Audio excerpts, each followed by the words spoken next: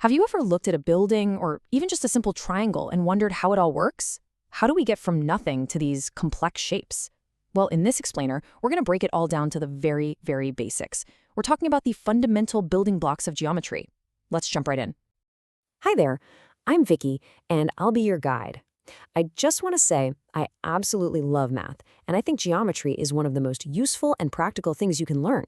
Seriously, it's everywhere you look, and I'm really excited to show you how simple it can be when you start from the beginning. Okay, so let's get right to it. To really get a handle on geometry, you have to start with the smallest possible thing. I mean, the most basic idea you can imagine, and that is the point. So what is a point? Think of it like a pin on a map. It marks an exact location in space. But here's the tricky part. A true geometric point has no size, no length, no width, no height, nothing. It's just a perfect single position.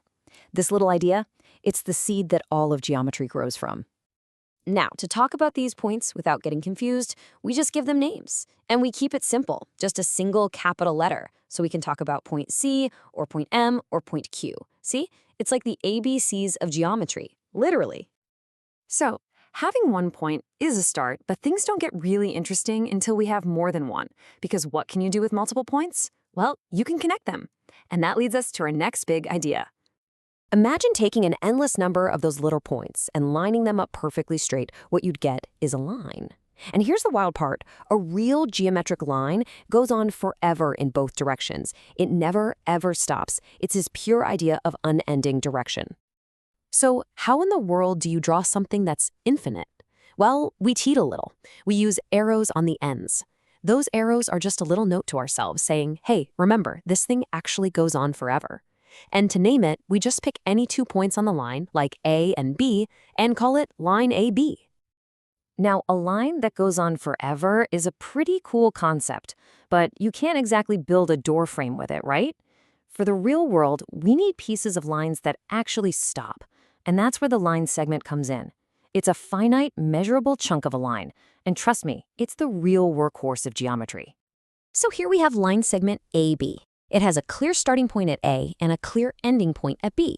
That means we can actually measure it.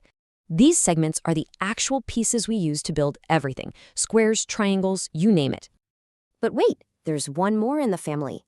What if you take the idea of a starting point, but then let it go on forever in one direction? Well, that's called a ray. The best way to think about it is like a beam of light from a flashlight. It starts at the bulb, that's the end point, and then it shoots off in one direction forever. Now, with rays, you've got to be careful. The order you name it in matters a lot. Ray AB means it starts at A and goes through B. If you said ray BA, you'd be talking about a completely different ray that starts at B and goes the other way. The first letter is always the starting point. Okay, let's do a quick rundown to make sure we've got this. A line goes on forever both ways, 0 endpoints. A line segment has a start and an end, 2 endpoints. An array has one starting point and goes on forever in one direction. This little chart is super handy for keeping them all straight.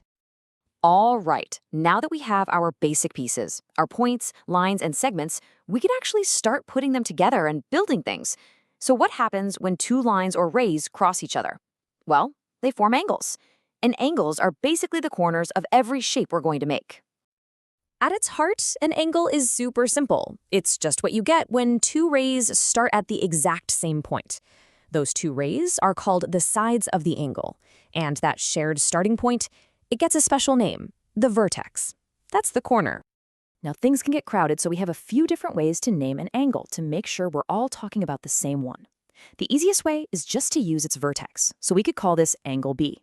To be more specific, we can use 3 letters, a point on one side, the vertex, and a point on the other side. The vertex always has to be in the middle, so we could call it angle ABE, or go the other way, angle EBA. And sometimes you'll just see a little number inside, so we can just call it angle 1. Easy.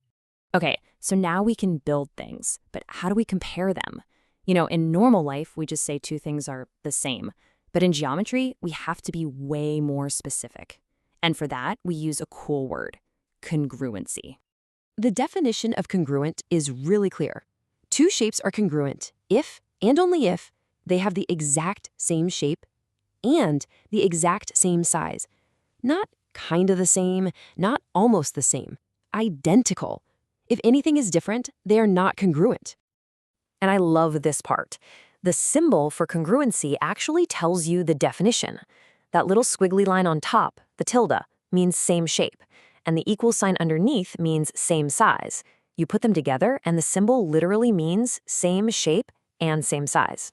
How cool is that? So let's see this in action. Two line segments are congruent if they have the exact same length, and two angles are congruent if they have the exact same measure. So any 40-degree angle is congruent to any other 40-degree angle. It doesn't matter how they're turned. Same size, same shape. They're congruent. Okay, we've got our whole toolkit now. We've got points, lines, angles, and we know how to tell if things are the same using congruency. So let's put all that knowledge to the test with one last little challenge. So here it is, something for you to think about. Are two right angles always congruent? Now, we know a right angle always measures 90 degrees. So, if they always have the same measure, does that mean they fit our definition of congruent? I'll let you chew on that one. Thanks so much for joining me on this little trip through the building blocks of geometry.